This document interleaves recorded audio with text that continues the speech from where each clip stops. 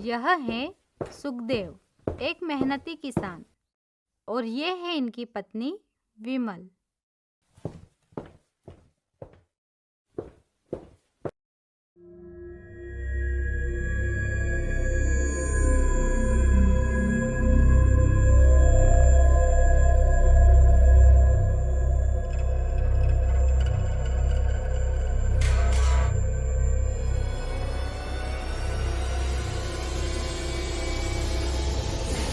अरे अरे, क्या हो गया आपको? हे भगवान, आपके हाथ क्यों नहीं उठ रहे हैं? मुंह भी टेढ़ा हो रहा है। कोई तो आओ, मेरी मदद करो। देखो क्या हो गया है इनको। एक हट्टा कट्टा मेहनती इंसान अचानक लकड़ी के सहारे कैसे चलने लगा? आज यह सवाल विमल के मन में भी उठ रहा था।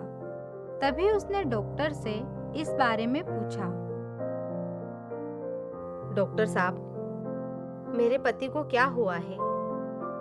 पहले तो अच्छे खासे चलते थे, अब इनको ऐसा क्या हुआ है जो ठीक से चल भी नहीं पा रहे हैं? दीदी, आपके पति को लकवा मार गया है। लकवा? इनको कैसे?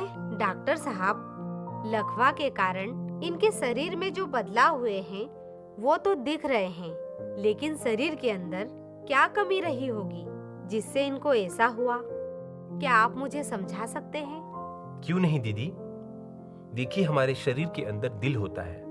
वह एक मोटर पंप की तरह 24 घंटे काम करता है, भले ही हम सो ही क्यों न रहे हो।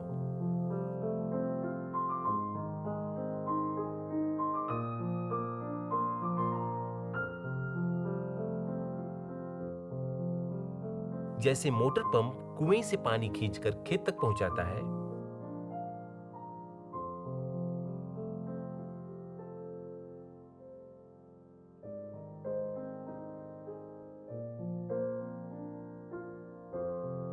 वैसे ही हमारे दिल का काम है पूरे शरीर में खून पहुंचाना।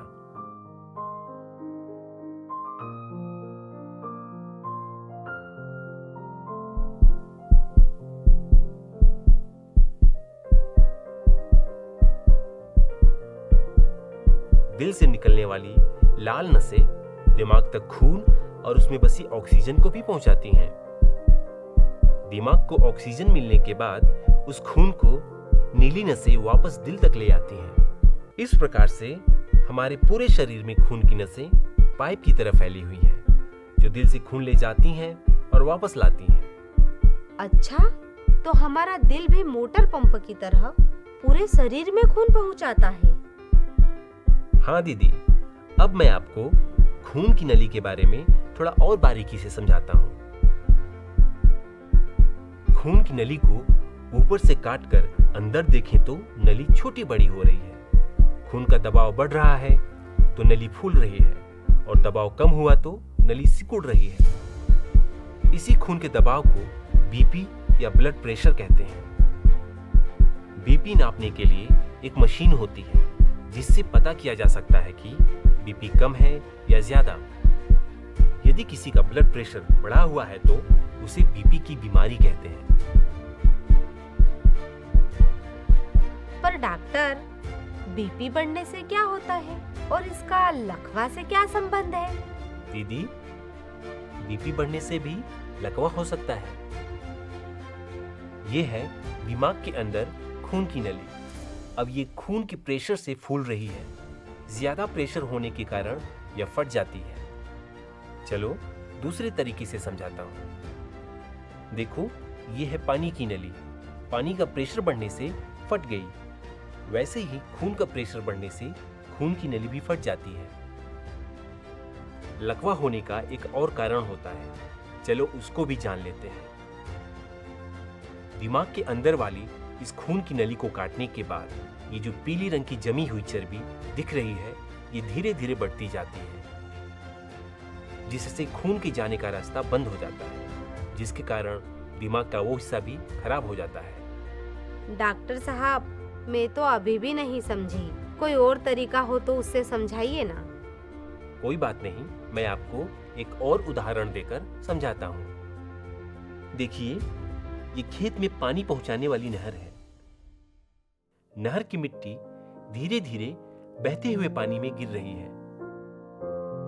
जिस वजह से पानी बहने का रास्ता बंद हो रहा है। ठीक इसी तरह नली में चर्बी जमा होने से खून का आगे बढ़ना बंद हो जाता है।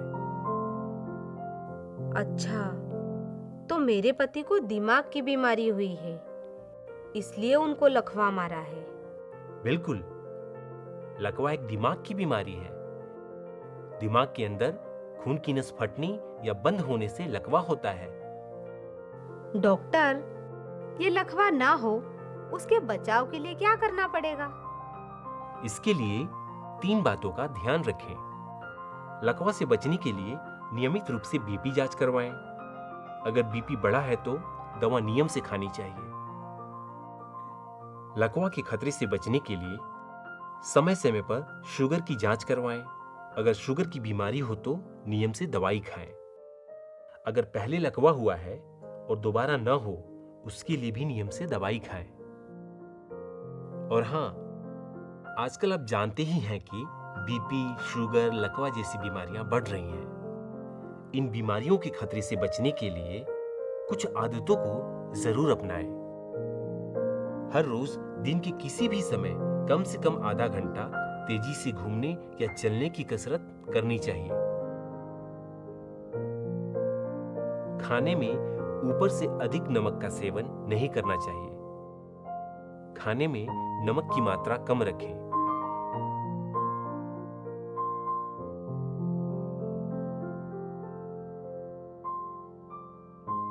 रोजाना कम से कम एक फल जरूर खाएं।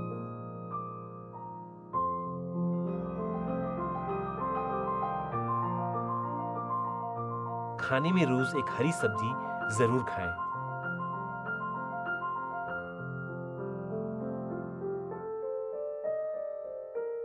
बीड़ी, सिगरेट और तंबाकू जैसी चीजों का सेवन न करें।